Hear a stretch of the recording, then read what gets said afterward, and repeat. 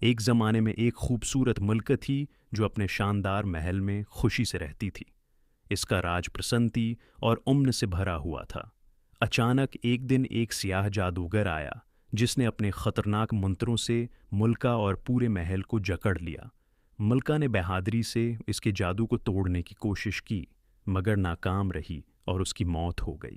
لیکن موت کے بعد بھی اس کی روح زمین پر پھنس گئی۔ غصے اور انتقام کی آگ میں جلتی ہوئی ملکہ کی روح نے قریبی گاؤں پر قبضہ کر لیا۔ رات ہوتے ہی وہ بچوں کے کمرے میں داخل ہوتی، انہیں ڈراتی اور ان کی چیخیں پورے گاؤں میں سنائی دیتیں۔ گاؤں والے خوف کے مارے کانپتے رہتے مگر کوئی اسے روک نہیں پاتا۔ ایک دن ایک دانا فقیر آیا اور اس نے بتایا کہ بھئی جب تک جادوگر زندہ ہے ملکہ کی روح کو سکون نہیں ملے گا۔ گاؤں والوں نے مل کر جادوگر کو ڈھونڈ نکالا اور اس کے شر سے نجات حاصل کی۔ جادوگر کے خاتمے کے بعد ملکہ کی روح پرسکون ہو گئی اور اس نے گاؤں کو چھوڑ دیا۔ اختتام: اب گاؤں میں دوبارہ امن